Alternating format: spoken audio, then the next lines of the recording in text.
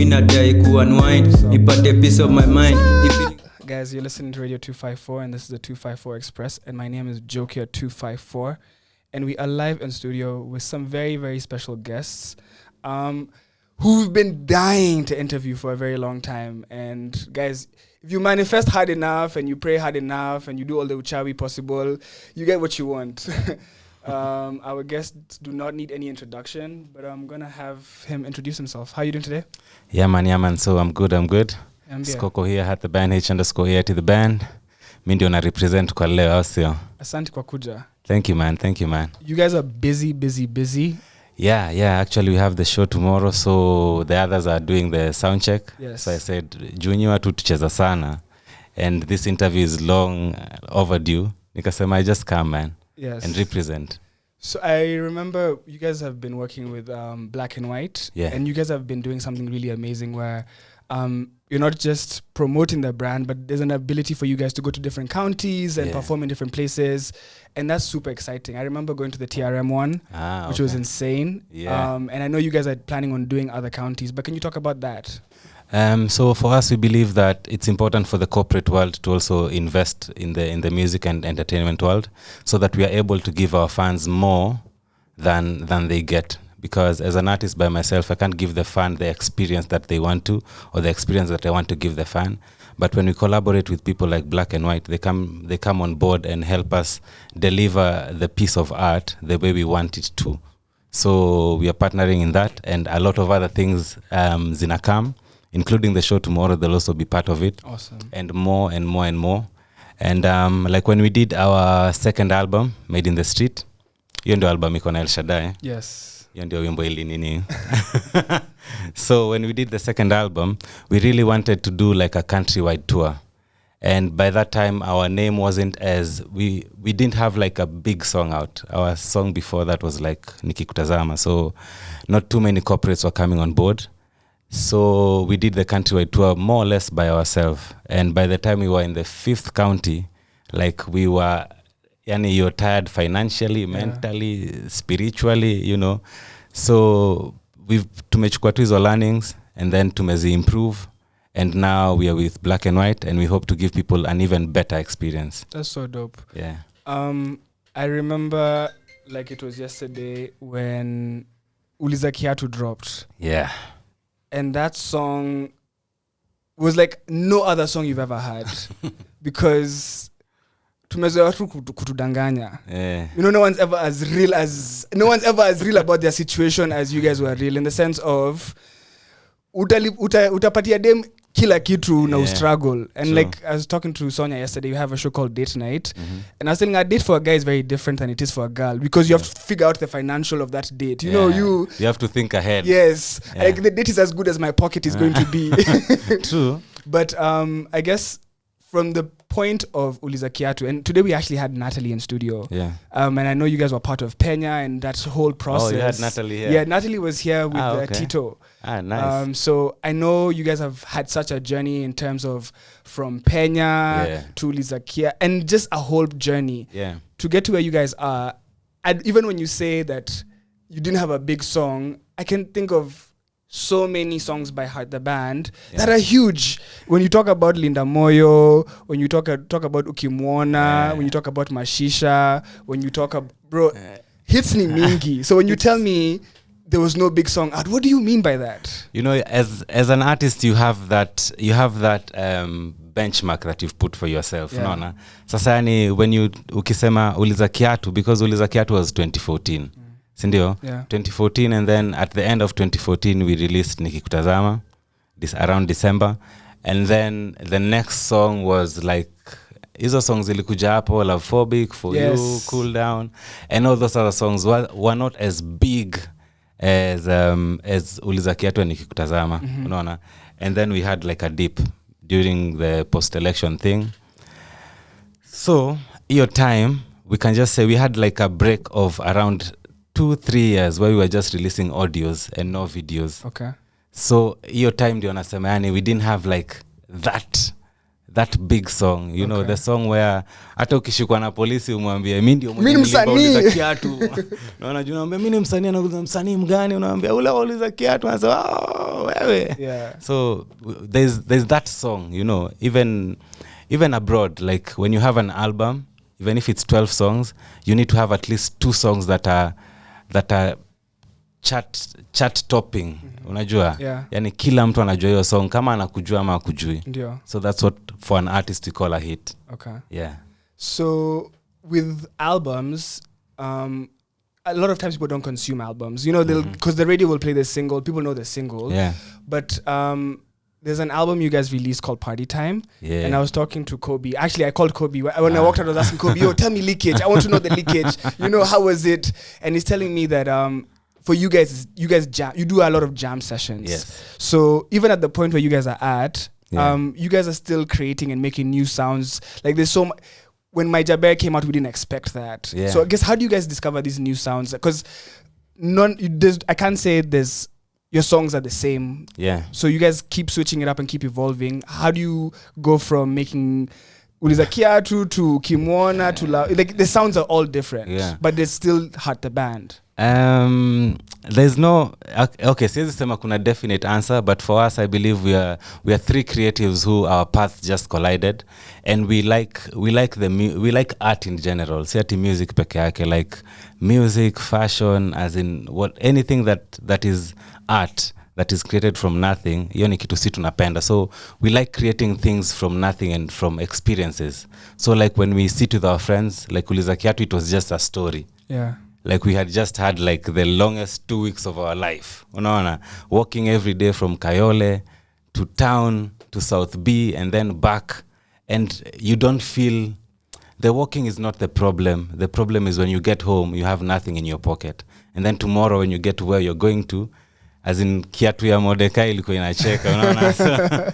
So we just started joking about it. We don't sini wale watu mpaka mademo unapata ngombe, wewe unajua unachukuanga vitu zingine sio serious na ni serious. So tukiwa na shida sisi ucheka. Unaona, so hiyo time tunaongea tu kuhusu venye kiatu inacheka na inatuchekelea, na ingekuwa inaweza kuongea inge explain everything, and that's how that song came up. And most of these other songs, it's a scenario that we are in. Unaona, like take Jaber for instance. We had gone to record the album Simple Man in Kisumu. So for like a week and a half, and we had 5 songs. Unaona, na tulikuwa tushamaliza album, but we still felt like there's no hit in this album. So tumekuwa Kisumu, tumechill, tumeona hiyo environment ya huko, tumeparty, we went to some events, and we are like, there's a need for people to embody this culture and this energy in a song. Because you go to a club in Kisumu that's not these popular clubs, and all of these clubs are playing Luo music. The Luo music. Unaona? Na si ati hawajui mimi ni Heart the Band, lakini ndio song ina relate naye kabisa. So tukajiuliza, why don't we pop musicians also do the same thing? Try to kujiweka kwa hiyo environment ya hiyo culture, so that umse mwenye anasikiza Ramogi akimaliza kusikiza ngoma yake ya Nyadundo anacheza yangu next. Unaona? And that's where the idea for Jaber ilitoka, and Sedo pia alikuwa amefeel the same thing. So when we told him, he was like, kwanza there's a beat I made yesterday night, a boy played for you. And then he played it, we were like, shit, it's the one. Yeah. Unaona? So we did the chorus, and the day before there's a guy called Breezy Brainchild. Yeah, the one we collaborated with. So he had curtain raised for us in our show. So tukasema ule chale ali curtain raise akuje, and then he was called, he came, he did his verse, Mordekai did his verse, and by the time tunatoka Kisumu tuko like, bro, we sleep the whole year. That song was a hit. Crazy, bro. As in everywhere. But you know, it was so Kenyan. Like any Kenyan guy, that's how we vibe. You know, utakunywa nini. Yeah. So like the music you guys make, it's relatable to so many people. Is it something that you feel like when you see people reacting to your music like that? How does it feel? Because like you guys are, the reaction is insane. Bro, you can't even explain it, man. It's something like we uploaded the song today on YouTube, and then you just see 100 views, and you're like, shit, it's only been 12 hours.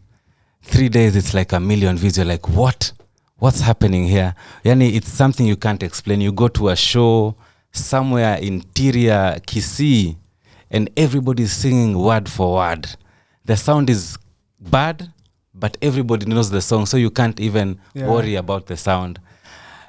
You can't explain it. Like the love that people have for the music, once they love it, it's not your song anymore. Yeah. Somebody once told me that when they listen to El Shaddai, he told me that I can't understand what that song means the way he understands it, which is true. Yeah.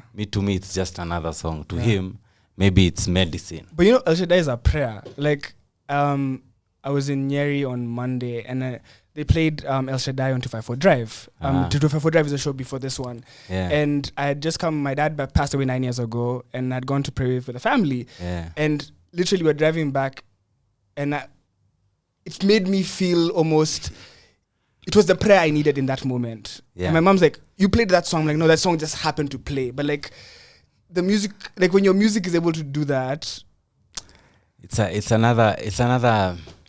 like another universe, bro, because even to us, all our songs explain a part of our lives. You know, like we always try to be as honest as possible.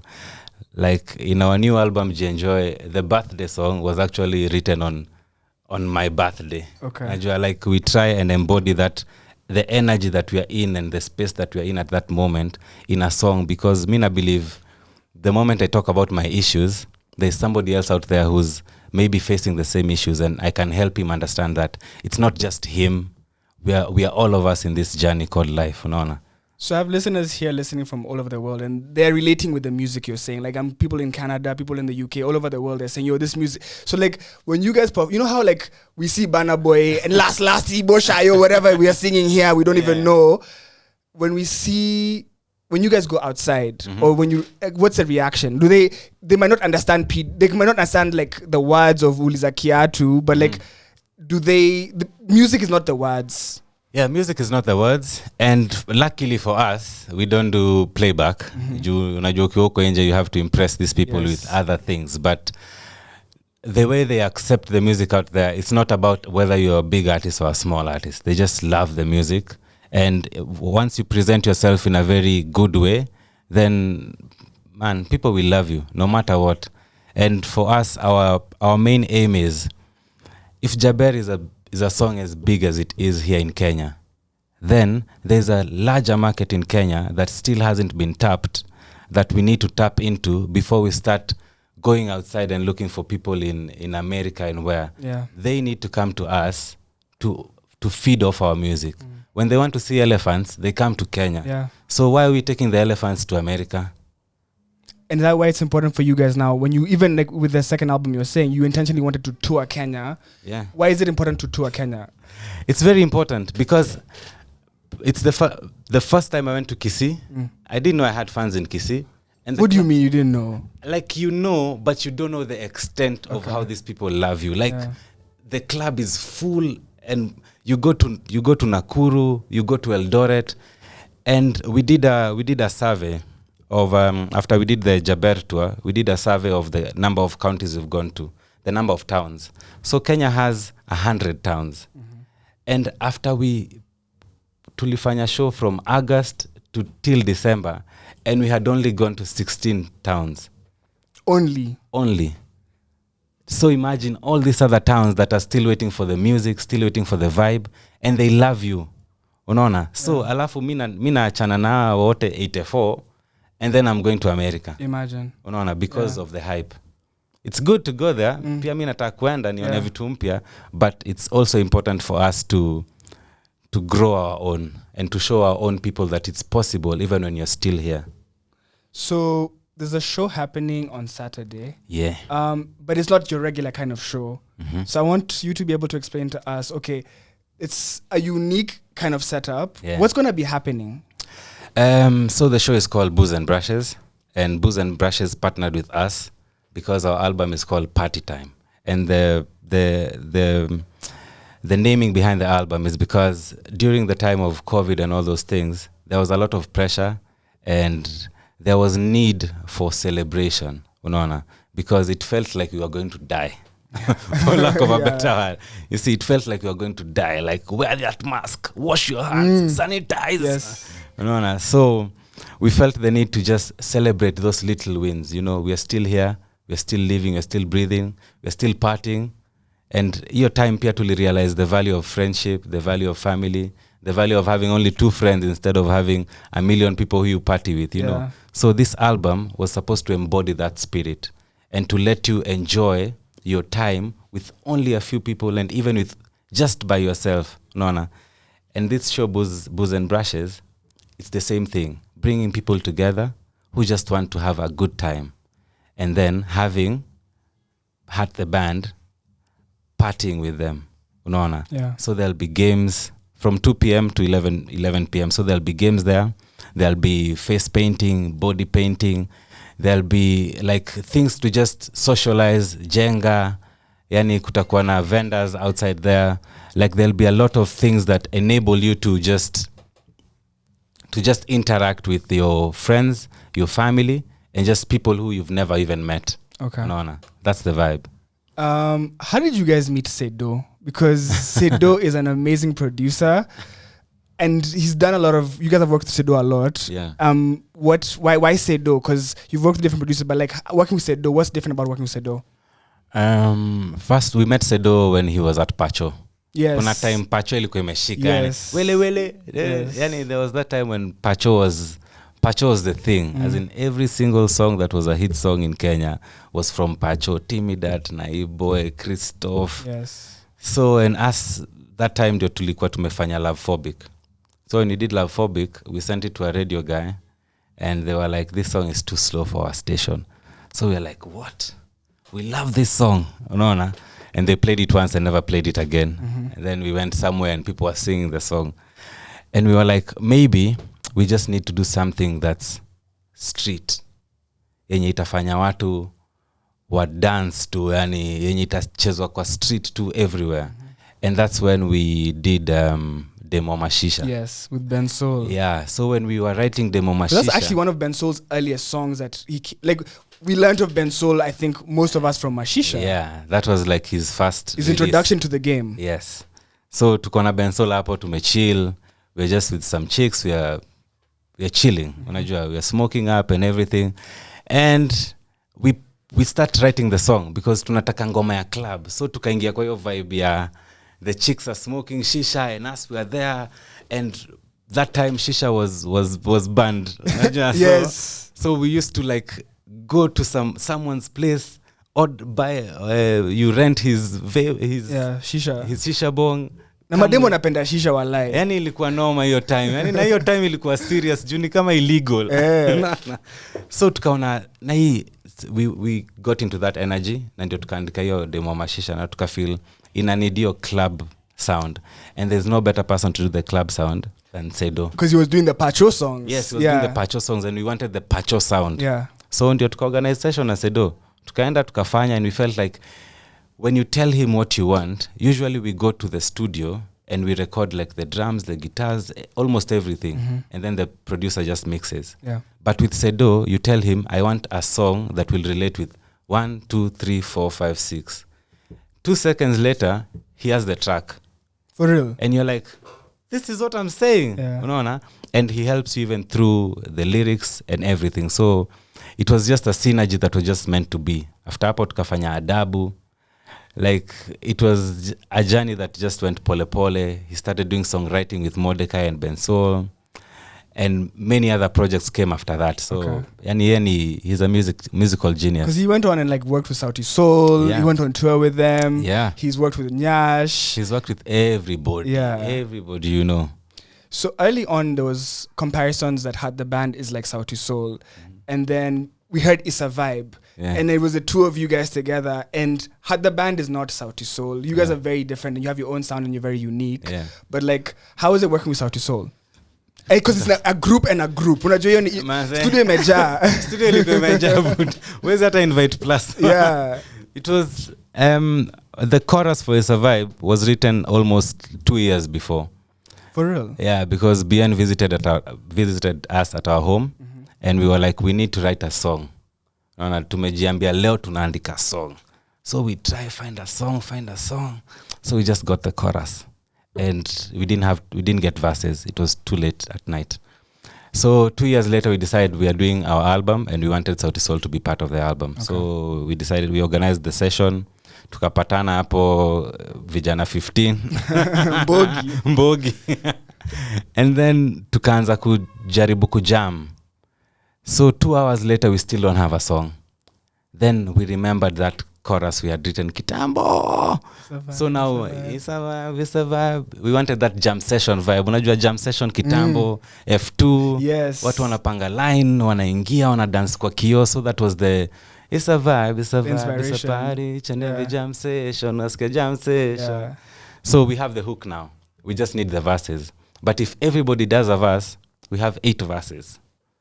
True. Unaona? The Yongoma is too long. Yeah. So tulikuwa watu, Polycarp wasn't there. So we were just 3-3. Okay. So tukaandika kwa karatasi 1-2-3, threw them in a bowl. If you pick number 1 and I pick number 1, we do the first verse.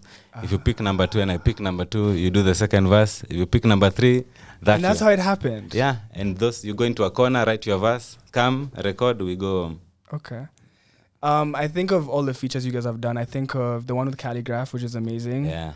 I think of the one with Nyotandogo. I think of the one with Nyashinsky. Yeah. Is there anyone you haven't worked with that you would want to work with, honestly? Yes, there's a lot of people. Like Who? Nani amebaki? Labda Triomio juu ametoka juzi. Triomio hatujafanya ngoma na Nviri. Okay. Unaona? Ile tulifanya sijui ilipotelea wapi. Okay. Anafaa tuambie. Tunataka kufanya ngoma. Nviri was here on Wednesday. I'll ask him if I see him soon. Tuambie ilienda wapi. Tunataka kufanya nyingine na Bensoul. We also want to do a lot of songs with like female artists, because we feel like it's important for us to have the female energy and the female vibe in the industry. Bad Manners with Victoria. Because that energy is fire. Yeah. So unaona, as in tunanidao madem tu, yani a lot of ladies in the industry, so that the industry can also iko in a balance. Unaona, hatuwezi kuwa tunasema top 10 artists and most of them are male. Exactly. We need a lot of females in the industry, so that also the chicks who are growing up, they can grow up. They can look up to people. They can look up to people, unaona. Jumi, my daughter told me that she wants to be an artist, and I was like, wow. Okay. She knows how hard it is.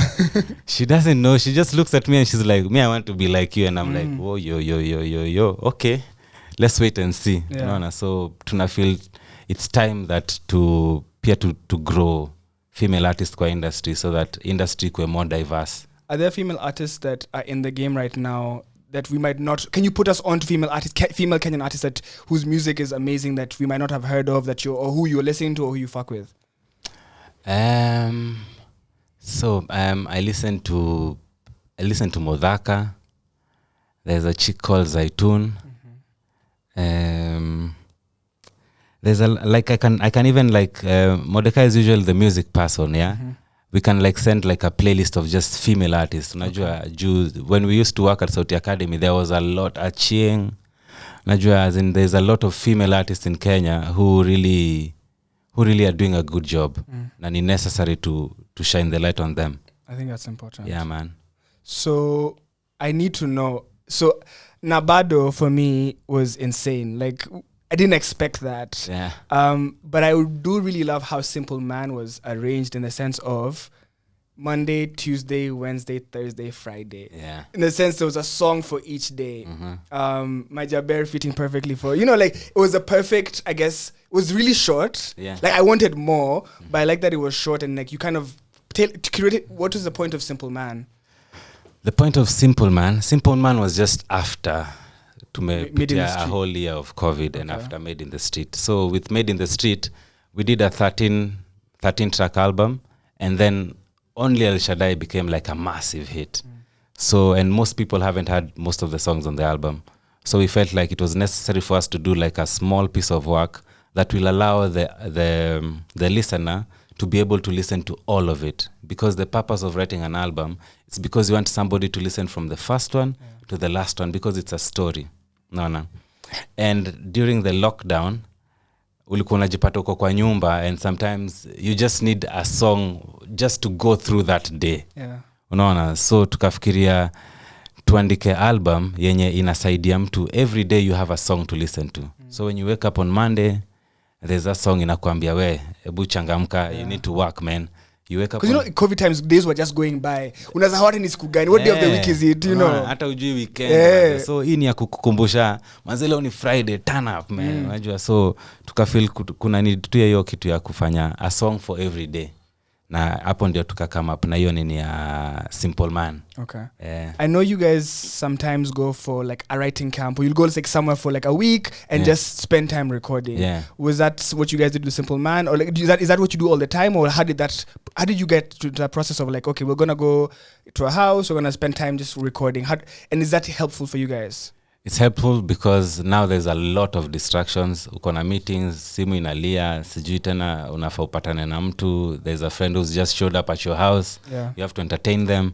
So, and when we were at Sauti Academy with Natalie, she taught us the kitambos of that thing of you write 60 songs and then you choose 12 songs for your album. Unaona? So when you did Made in the Street, tulienda kwa rafiki yetu huko anaitwa Musangi. Tulienda huko kwa msitu huko ndani, anakaa huko kwa msitu, and we were there for like 2 weeks. We wrote like 60 songs, and then that's why we chose the 13 songs on the album. So tumeenda tukigrow, because the more you write, the more pia una understand. You don't need to do 60. Sometimes you just write 2 songs and unajua these songs are the songs for the album. So by the time we were doing Simple Man, we didn't have to write 60 songs. So but we still had to go to Kisumu. And it's just away from your normal reality, because you never know where inspiration might hit you. And if you didn't go to Kisumu, would Maijabet have happened? Never, man. Walai. Never.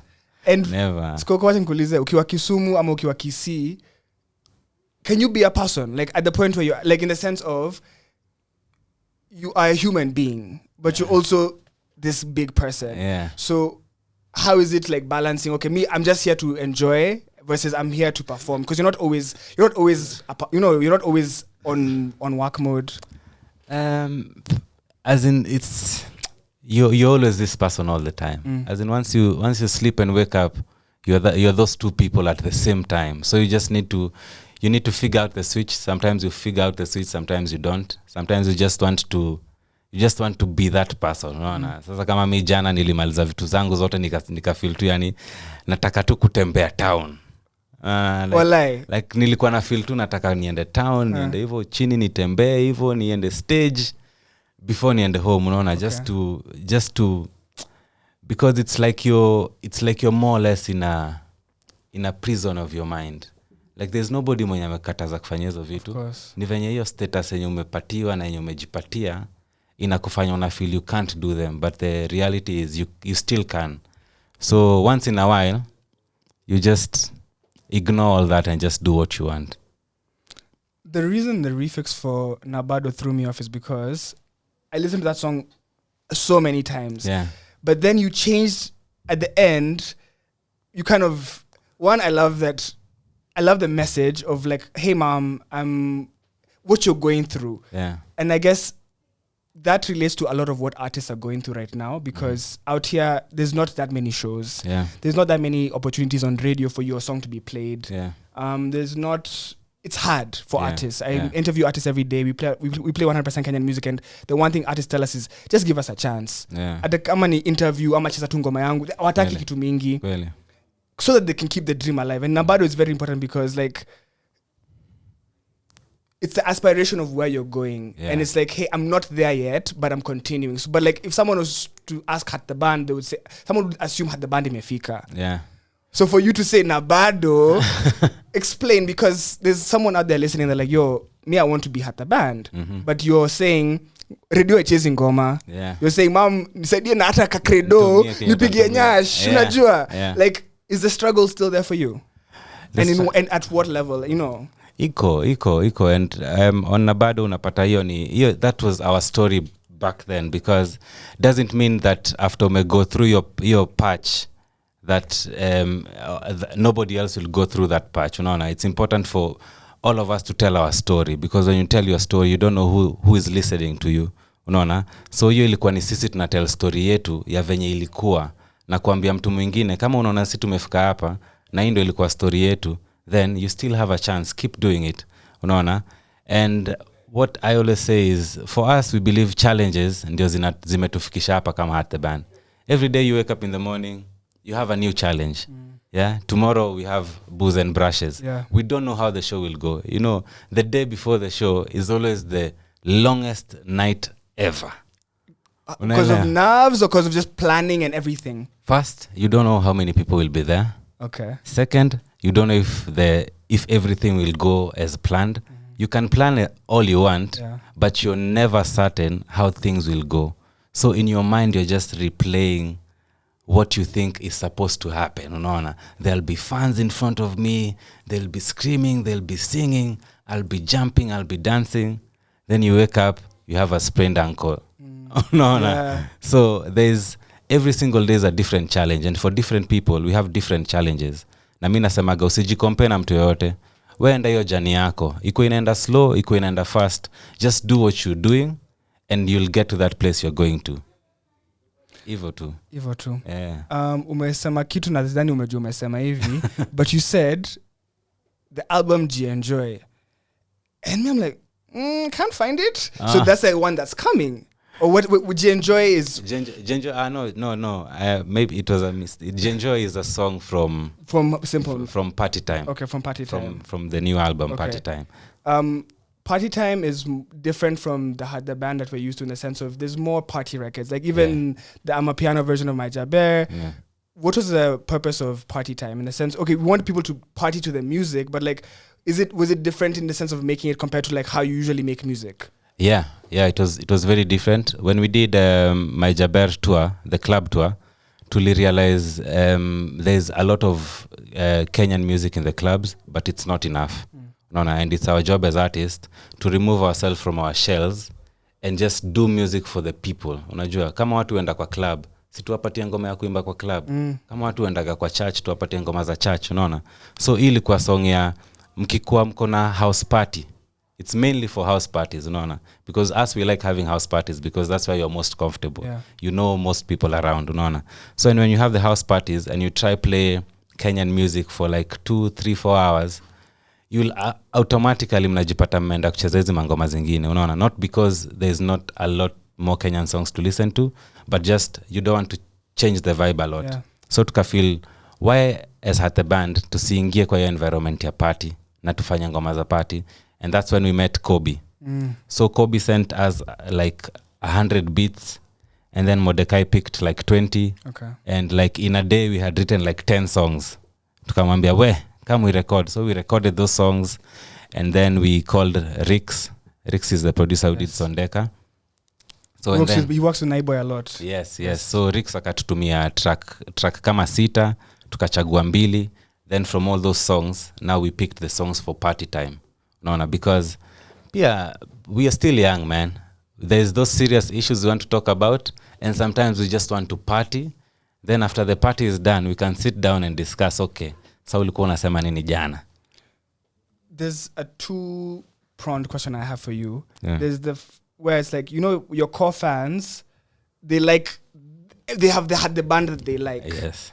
And then you guys as artists, there's the music you make and like what you're used to making. Yeah.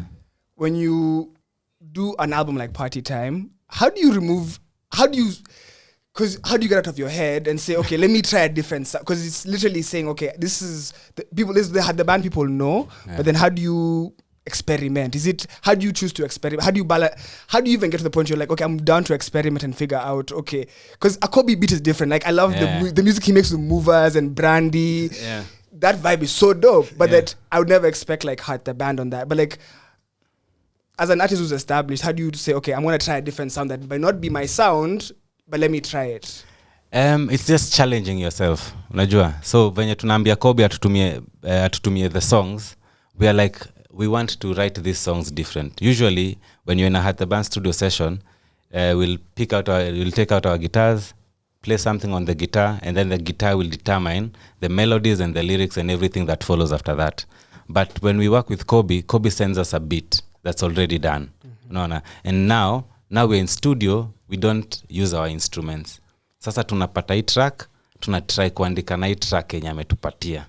And as an artist, if you're an artist for sure, then singumu, actually it's too much fun. Okay. Because I throw a line, somebody throws a line, another one throws a line, and then we just, after that, we take all the melodies, we listen to them, and then we pick out the best ones, we put lyrics on them, and then now we are like, dope.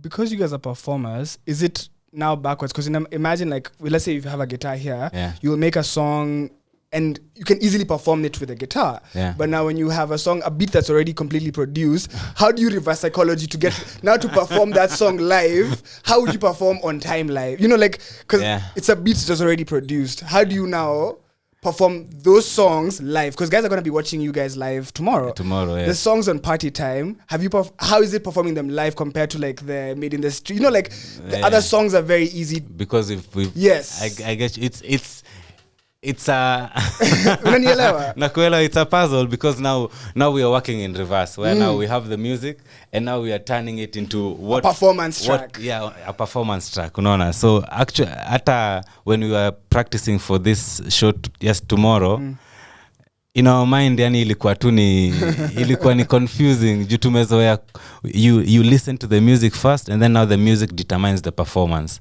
but now you have a performance track and you have to translate it into the music that your people love and listen to. So but tushazoea, as in naweza sema at the moment now we already used to it. Like even Mordecai can listen to a track ama Ken na ataipata kwa guitar tu. Once you have the chords and you have the progression, then everything else just comes automatic. Kuuliza sio ujinga, so nitauliza swali. The name Heart_the band. You could have chosen Heart, like the real. How did it end up? Okay, then how does the name become Heart_the band? It's your mind will say Heart, but like, how did you guys set? How does it become Heart_the band? So the journey begins in 2013. Yeah, so we at KNT. Mordecai was not a musician; he was a poet. Me and Ken, we were just actors, but Ken loved to play the guitar a lot. Hiyo ndio ilikuwa keep company. Okay. So when we don't have something to do, we just chill at the theater and just play. Ken plays the guitar and I do some poetry. Mordecai does some poetry. And people there are like, wow, you guys are dope. What's the name of your band? And we're like, bro, cinema actor. We're just trying to figure out our thing here. Unaona. But it goes on for too long that we need to find a name. So our first name hiyo time ndio kina Jalango alikuwa ameshika na ile Papa Shirandula, unajua. And the accent was going around a lot. People were just talking that Luya accent, unajua. Omwami. Unajua, so we used to love that accent a lot, because even in theater we used to have it. So people used to call us Waluya na Swaga. Because we were swagged up and we used to love the accent. So tukarealize maze hiyo jina pia iko bado. So one day we come up with a very dope name.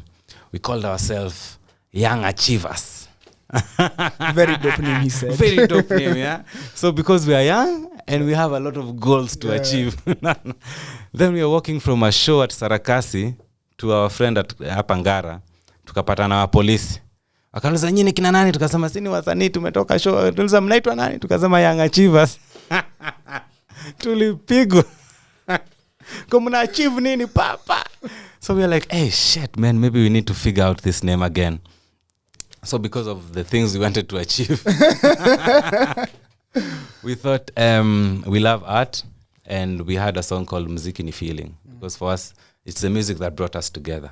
So we always believe that the music is a feeling, and when the feeling is not right, hata si feeling gitu yani haiwezi. So kakuja na art from the heart. So Heart the band, and now we use the underscore as a bridge between the art and the heart. Okay. Poetry too mingi. That is beautiful. Yeah. You personally, I feel like when I hear you, I feel like you're almost like a spoken word artist with melody. Because from the very beginning, the way you deliver, even when I'm thinking, like, when I remember Liza Kiatu, when I listen to even the refix of, like, I hear almost spoken word. Yeah. Do you agree or disagree with me? Okay, I agree. Okay. I agree, but it's because before I started performing my poetry, I just used to write, and then when I met with Ken, when he was playing his guitar, that's when I started performing my poetry. And now because we were trying to be a band, and I can't sing at the moment, so I try to make sure my lyrics fit in the bar. Because you hit the bar. I need to go bar by bar, and when there's no music, sometimes it's confusing. But when he used to play it, sasa ndio nilikuwa napata hiyo courage ya kusema poetry yangu, and then I moved from being a poet to now I started becoming a freestyler. Okay. So I used to freestyle a lot at the Kenya National Theatre. So tuki freestyle tu hapo, pia nikaanza kuget your rhythm. Unaona, so nikafuse hiyo freestyling na poetry, ndio maana unasikia iko na hiyo poetry. Okay. So we've touched very little on the Sauti Academy and Penya, but I know that's a really big part of Heart the Band and you guys coming up. Explain to people listening who don't know anything about Sauti Academy, because I know I've interviewed 1,000+ artists and at least 5 so wamepitia hiyo Sauti Academy. So like, how did Sauti Academy have an impact on you in terms of, because you say you are writing poetry, but then now you learn how to sing, you learn how to write songs. What did that do for you? I was actually the first poet to be a student in Sauti Academy, but only because I was in a band. No. So Sauti Academy is a 1-year artist development program. So for the first 3 months, they teach you vocal training, and then for the other 3 months, they teach you songwriting. And then the last term is for performing, I think, and music business. No. So it's really important for an artist to go through that process. No. Because even us, before we went to Sauti Academy, we didn't think that music could be like something you can do as a job. No, because you don't know how exactly to go around it. So for us, Mordecai and Ken went for the auditions. That time I was in school at BIFA. Okay. So I couldn't go for the auditions. So Mordecai and Ken went for the auditions. And they auditioned. While they're auditioning, they're like, by the way, we are a band of 3, but we are 2 today. No. So the teacher is like, Natalie's like, you guys, are you serious? Just sing. So they sing, they perform, and she's awed by it. No. Then the next day, Sauti Academy had they had a show. They do showcases. Yeah, they do showcases. So they had a showcase at there was a place called Rainforest. So they come to Rainforest, and us, we are the main act. What? Yeah, that time we used to do a lot of gigs. So we are the main act at that underground gig. Okay. No. So Natalie comes there and she's like, okay, now I need to see this third member.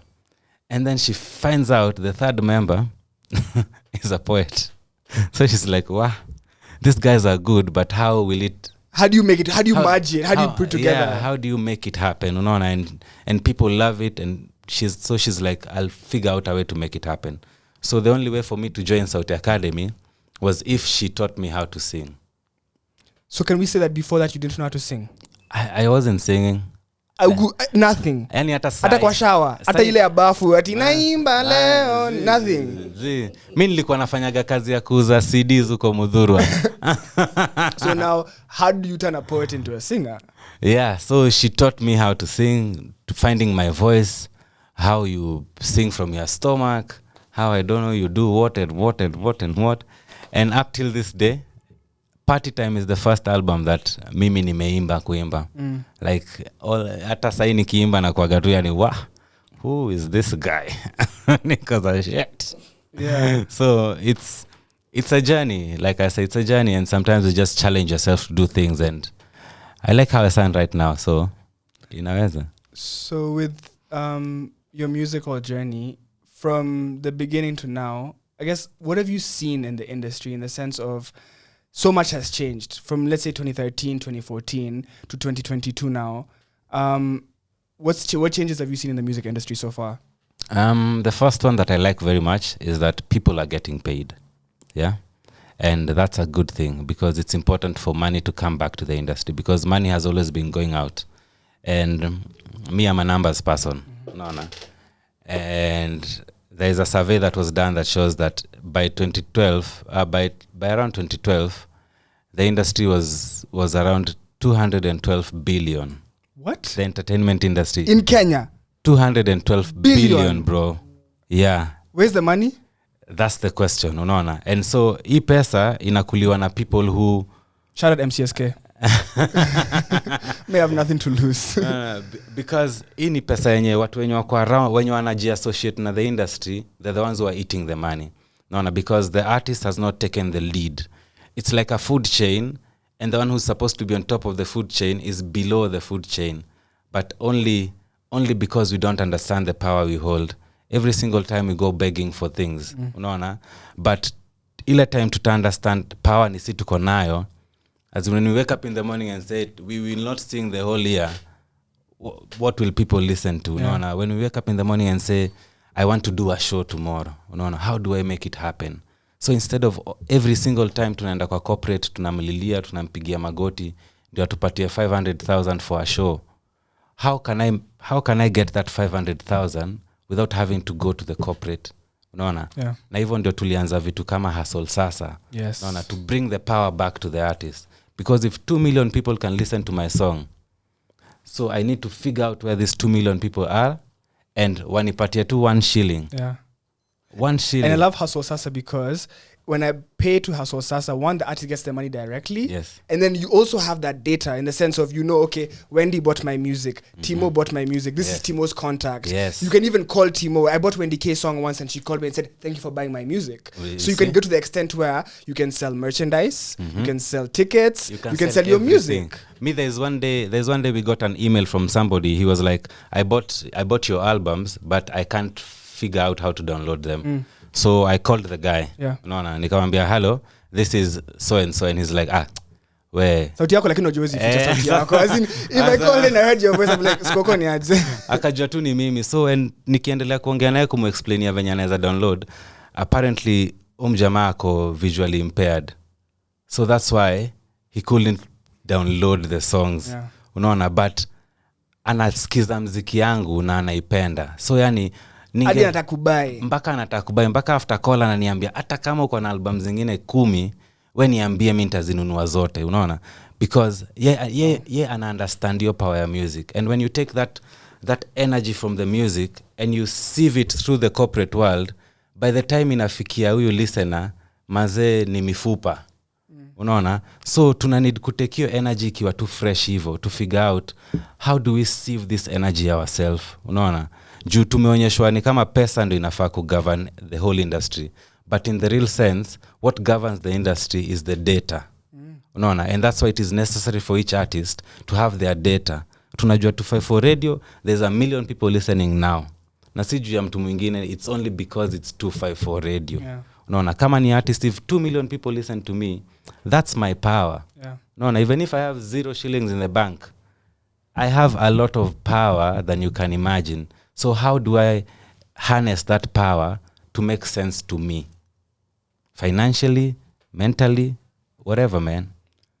I'm curious, when I think about all the amazing music you guys have done over the years, I feel like what I love the most about your journey, you guys' journey so far, and it's going to continue for such a long time, is you have songs that I feel like you continue to make big songs and bigger songs and bigger songs. I feel like when you have like a song like El Shaddai, and then you have a song like, so let's say we start from the beginning. We say like, okay, let's say we have Ukimwona, or you have like Uliza Kiatu, or you have, they keep getting bigger and bigger. Yeah. In the sense of, you could think, oh, this song changed my life, and then another one happens, and then another one happens. How's that feeling, in the sense of you think you have one, and then you make a bigger one? It's so exciting, bro. As in, it's like it's a bad example, man. I know. Because a song is like your baby. Yeah. So it's almost like giving birth to like a beautiful child. No. Like it's just amazing. Like you can't even explain it. As in, from when you listen, from when you play the when first you hear chord. them, like even when you hear them, like is it like goosebumps? Is it, like when you hear like a song, like what do you hear? Do you hear, because hearing my own voice is cringe, But like you guys, when you're hearing your own music and you're hearing and you're like, wow, I can't remember, like where hearing back when you hear back these songs. It's like Giuliani told us something. Like an artist is the one who sets the mood for the country. So for me, when I listen to a song, I see the process. Naona sasa kama nikisikiza Uliza Kiatu, you hear the song, but me I know the first lyrics that were there. Yeah. I know it was not supposed to be a love song.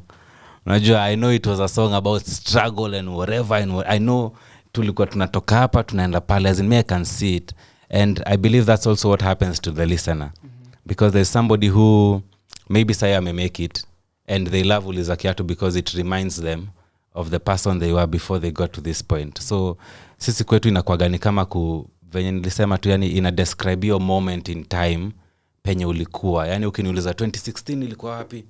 Nakwambia 2016 demo wa mashisha. Yeah. Nilikuwa pahali navuta shisha, niko na huyu na huyu. Kwenye hiyo ni ngoma ya Sonya, anapenda hiyo ngoma sana.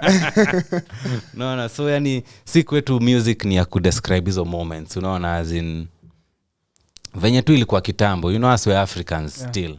Unaona, so when people were working, there were songs for work. When people were mourning, there were songs for that. When it was raining, kulikuwa na hizo wimbo, yani. So na hiyo ndio energy tunatry tu kuweka kwa music yetu. A lot of people look up to you guys. I'd like to know who do you look up to, especially in the Kenyan music industry? Is there like an OG you can go look up? Hey, niaje Missy Jui inafanyika aje? Ama what's your, like, can you, because as me, for example, where I'm at, I'm doing something new, so it's hard to get advice from, because who do I ask for advice? Yeah.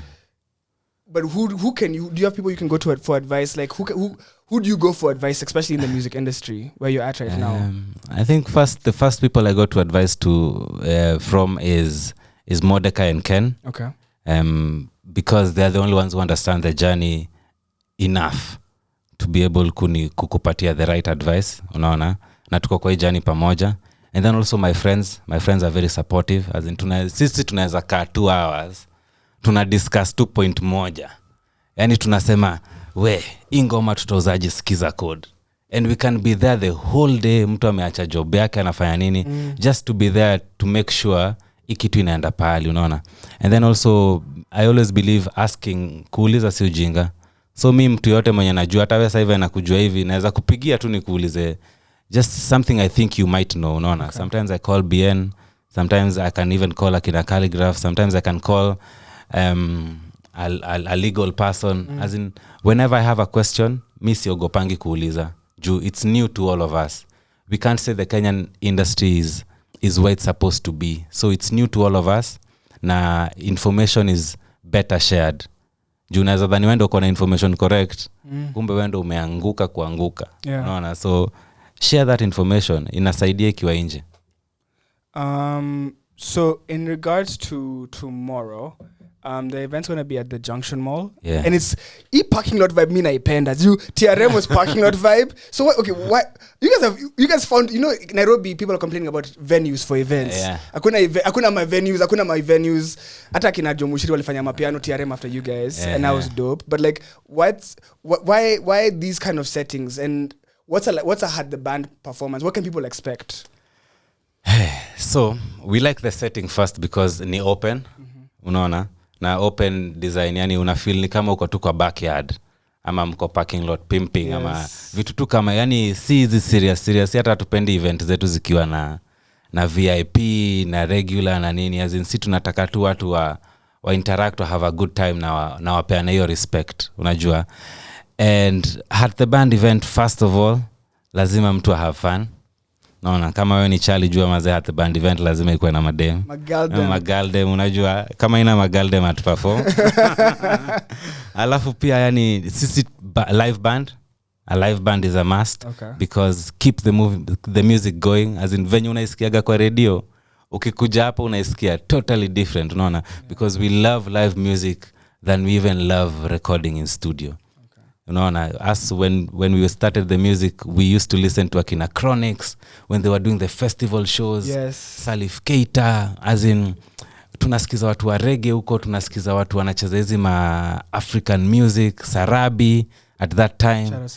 Shout out Sarabi mazee. Yani unaona tu mse venye anaruka kwa stage na feel your music. Unaona mazee, I want to be there. No, so for us live music is the biggest part of our journey.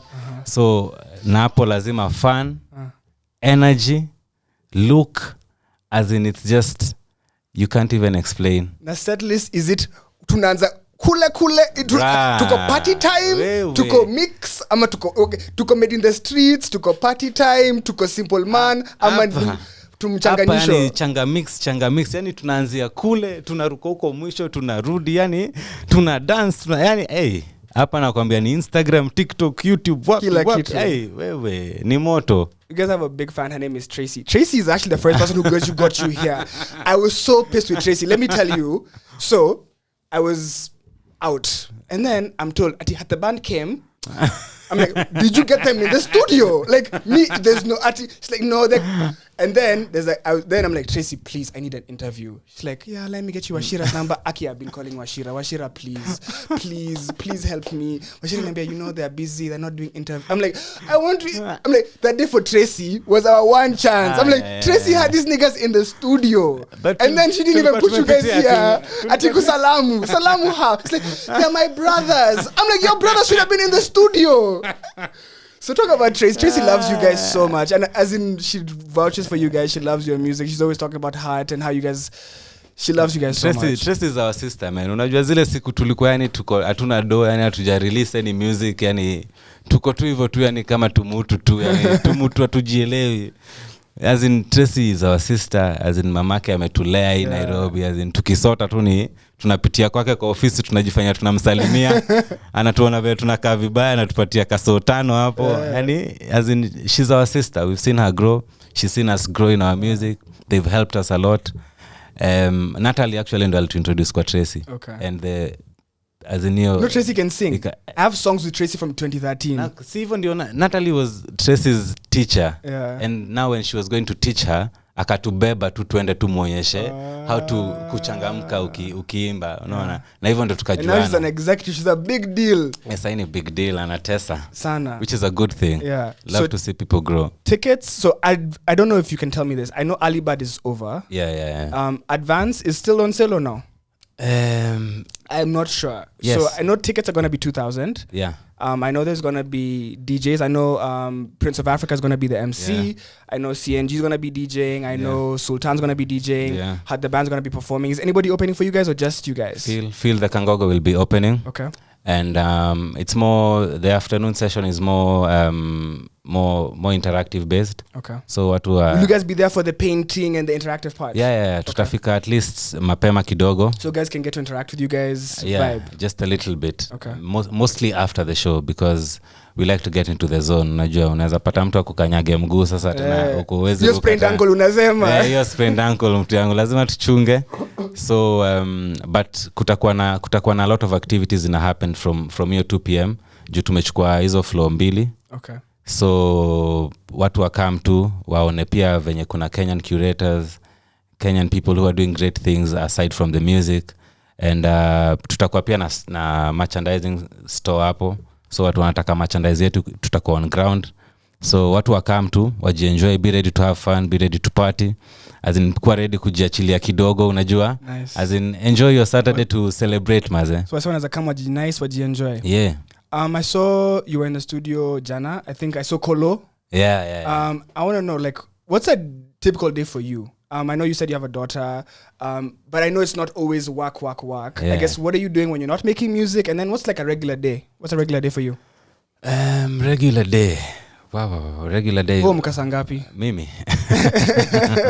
Wasani unamkanga 3.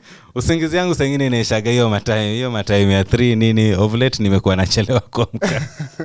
Naweza amka hata 10. But on a normal day naweza amka tuseme kama 7. Like go through a few meetings here and there. Maybe by around 10-11 ndio tunakuwa na meeting yetu si wote. Then we just figure out what you're doing during the day. Then we go for errands hapa kule. Then by around 3-4 we go into studio. Kila siku? Or most days? Most days. Okay. Most days tuko studio. Kama tu record, at least tuna follow up on ngoma yenye tulikuwa tunafanya before. Okay. No, and then Mordecai goes for some music classes. Ken goes for his fitness classes. Mimi, I'm always there watching my television. Okay. I like watching TV so much. Okay. Because watch nini sahi? Manze, movie ya mwisho niliona ni na watch hizi ma documentaries za Untold. Okay. Napenda documentaries sana. Okay. So na watch hizo ma Untold. Movie ya mwisho niliwatch ni Peaky Blinders. Nice. So I get a lot of inspiration from the music, from the videos. Juu pia napenda kudirect. When you guys share the message in the music, because if you do listen, there's a lot of message in the music. Yeah. What gives you the confidence to be vulnerable, to share what you guys are sharing? Like this message, is it intentional? Like how comes you're okay sharing and giving a message? Because it's not just music, it's not just vibes, it's not just party. You guys also pack a lot of message in your music. I think hiyo inaletwa na being an actor. Juu unajua actors are a different breed of people. Different from music. Music you can create a whole song by yourself. Uproduce, umix, umaster na upeane kwa studio. But as an actor, you need to act with people. Unaona? Na hawa sa una act now, actors wanakuwaga wana chills. As in kama unakuwaga mweusi, watakutukana na kukua mweusi every day until you're used to it. Now you just know. As in ushazoea, it's part of you now. So hiyo kukua actor, I think ili to open up to kukua too vulnerable. Because they'll get the thing you're most insecure about and just make fun of it until you cry, until you laugh. Yeah. Unaona? So hiyo ndio ilitusaidia sana. Mpaka sasa nikimit na beste zangu ma actors, yani it's always just unatukanwa tu, yani unazoea. mpaka unazoea, but it's nile tu ya with love. It's not like anybody has any ill will against you. It's just you're able to get in from one character to the other. So even in your music, yes, you're talking about yourself, but you're talking about yourself from a third party, because you're that character at that moment. It's not you. Okay. It's the character. Because they're not here, I want to ask you a final question. Your brothers, Ken and Mordecai, you guys have been working together for several years now. 10 years. 10 years. Yeah. That's a long time. Yeah, bro. What do you love about them that makes it easy to work with them? Because 10 years is a long time. Mm-hmm. What's everybody's strength? Like, I'd love you to share. Mordecai's strength is this, and he helps us as had the band like this. And then Ken, I guess, there has to be a reason. All of you bring something to the table. Yeah. What do your brothers bring to the table? Like right now, you're holding it down here at the interview. Yeah. Them, they're at sound check. Everybody has, everybody's holding each other down. Yeah. What's the dynamic? So Ken is the what can we call it? Ken is like the prefect, and the stylist. Yeye ndio mtu wa style and swagger. Hata ukiona picha zake za TBT utaona alikuwa tuna style na swag nini. And pia yeye ndio ule mse mwenye things have to go a certain way. Unaona, yeye ndio anapenda kupanga vitu, structure, yani kama ni hizi vitu, kama ni mic huwezi yeka tu combo hivi, as in yeye anajua vitu zinafaa zikuwe. It's like a police officer. Yeah. Unaona. And also Ken was the first one. Yeye ndo alikuwa anaimba kwa group before anyone of us alikuwa anaimba, plus kucheza guitar. So then yeye ndo anakupush. Ukiambia Ken your dream, sema today mimi nataka nikuwe presenter. Every day anakusumbua tu, anakuuliza bro, na umefikisha wapi ile story yako? Unajua huyu uko serious, unashangaa we. Nilikuwa tu nakwambia. So uzi mwambie unataka kubai shake, atakuuliza kila siku, we shake ni aje? Yeah. Uta regret. Mpaka mtakosana sasa. Unashangaa, si ni mimi it's my dream, unaona? Yeye ni msana kupush mpaka to the limit, unaona? And Mordecai ndio ule mse mwenye Mordecai ni structured sasa. He's the music man, plus also yeye ni mse wa structure. Na yeye mkipanga tunataka kufanya vitu 5 leo, yeye ataamka hiyo masaa mnafaa kuamka kama ni nini. Yani yeye anakuaga, unajua wale watu walikuwa wanakaga nguo chini ya kitanda juu funkini kesho. Yani yeye amejipanga tu, unajua yeye waga tu amejipanga yani. And when it comes to the music, as in he's very fast with the music. As in kama ni lyrics, kama ni melodies, kama ni BGVs, anajua kupanga everything. So ukimwacha kwa studio unajua everything will be okay. And na wewe unaletanga nini? Mimi sasa ndio msewa kwenda funky. But mimi ndio ni kama glue. So okay. I just take the ideas and mimi ndio tuseme na kwa street smart. So I know how to take this thing and mix it with this thing and just make it into an even larger thing. Plus mi nashikaga vitu haraka, so hata sai nikakaa nawe hapa 2 minutes naweza jua kuoperate kila kitu hapa. Utanitoa kazi. Naweza kutoa job tu sai. Who's the ladies man? Ken. Yeah. Anaka quiet. Ay. Usicheze na watu hapo. Bestie. I love the performances you guys are doing. I love to see. So you're saying there's 100 towns in Kenya? 100. So what's the goal? Like, so with this, I know Black and White have said they're going to do more counties or more. So I guess what can people look forward to in terms of, they're going to see you tomorrow, but are there other shows planned for the rest of the year? Yeah. We're planning to go to Nakuru. We're planning to go to Kisii, Mombasa, and many other towns. Okay. So tuna plan tu kukuwa na, from now till next year uko around a time like now. Okay. Hiyo ndio plan. Na mna record ngoma kila siku, so when do you know it's time to release, in the sense of you just release Party Time? The songs you record, like, you know, when you said you recorded It's a Vibe 2 years ago, like the songs you're recording, we could hear them. As in Ninoma, because almost like last year, tulika chini tukarealize we have enough songs to release a song every day for 2 years na tubakishe songs. What? As in, because you're always in studio, you have a studio in the house. Like, even if it's just an idea, you put it down, tomorrow you have another one, unajua, and tuko watatu. So imagine kila mtu ako na song zake.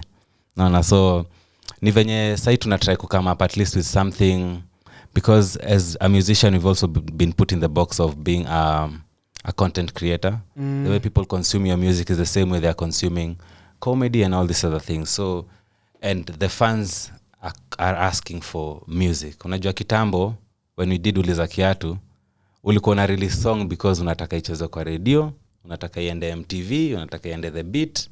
No, but now there's a lot of avenues. Naweza kwa tu nimekaa hapa na ni release song. Yeah. Unajua, because I have my YouTube is like my TV. No, so I can release as much music as I want. So hiyo inatupatia even that freedom. Okay. So tunatry ku come up na structure yenye turuhusu kutoa ngoma zetu as frequent as possible, but also kutry kutumia structure kubuild wasanii wenye wana grow around sisi, au kina Feel the Kangogo, kina Lafrik, as in all these other people that Mordecai has taught in Sauti Academy. Yani kutry kuona venye tunaweza grow industry, tukue na alternative. Naona si lazima uende concert ya KICC ndio upate hiyo vibe, unajua. Unaweza kuja ile concert ya 254 na uenjoy to the same way, unajua. Unaweza enda ka concert kadogo Alchemist, as in kuweka hiyo ecosystem so that everybody is eating, not just the ones on top. Young achievers, those young achievers, what's it like at the point where you're at now? What dreams do you still have as an individual? Like, what is it that you still want to achieve? Wow, there's a lot, man. Please share with us. First of all, mi nataka tukianza tulikuwa tunapenda fashion sana. So we want to start, like, our fashion line is out like Warrior Classics, but hatujai launch as in kuiweka kwa market. So hiyo ni kitu tumekuwa tukitaka kufanya for the longest time. And 2, we're also trying to create structures for the music industry that can work for other musicians. So even if it means opening up a label or just a studio or just having workshops around that, take this knowledge to other people, unajua, because there's a lot of artists there, but the knowledge is not being distributed enough. So tunatry to create your structure. And a lot of things, as in just making enough money so that the art doesn't depend necessarily on your finances, unajua. So when another artist mmoja akitokea leo, mimi kama Hat the Band naweza kuja na nimshikilie mkono, na nimfikishe. And I actually do know a lot of artists that you guys mentor. Like, I met a lot of artists that say, yo, Hat the Band is, you know, they come, you guys go for their shows, you support them. So that's super dope of you guys even to do that. Yeah, because it's necessary for the industry to grow, because the person on top is as strong as the one who's hapo chini kabisa, unajua. Juu ndio ameshikilia ecosystem. Naona, so tunataka kuona how can we bring this person hata kwenye tu wako, hata kama uko Kisumu tu unaweza survive na ecosystem ya Kisumu, because Sauti Academy taught us one thing, to be independent. Unajua, hiyo independence ndio inaleta hiyo do. Naona you don't feel like you depend on somebody. Yeah. Na hiyo ndio tunataka kuona kama tunaweza grow for ourselves and for other people. I really want to say thank you for Yeah, honoring the interview. Thank you so much. It's an honor. It's been a long time coming, and I'm really grateful. But I also want to give you your flowers in the sense of to be here 10 years later is not easy. Yeah, man. And I'm sure there's so many stories that you've not shared that have been part of the process. Yeah. But honestly, it's amazing.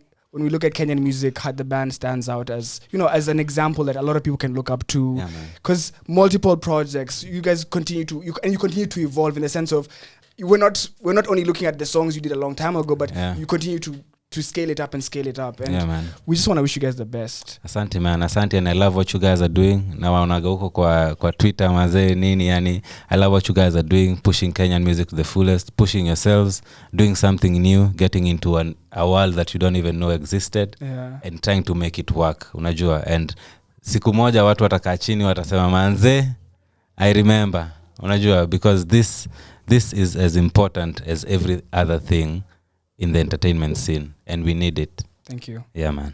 If you are looking for a plan, tomorrow, Junction Mall, 3rd floor parking lot, Had the Band will be performing, and you do not want to miss this. This is Booze and Brunches. It's not just your regular event. It's not just performances. There's activities, there's painting, there's games, there's DJs, there's live music. Tickets are available on Hustle Sasa. So go out and get your tickets now. Limited tickets are available, and tickets are 2,000 shillings. So please hurry up and get your tickets. And go check them out. There'll be lots of girls. Lots of girls will be there. So hurry up and get that. I'm going to play you guys the project Party Time by Had the Band, and we'll be right back. Enjoy. Hello. Niaje mama.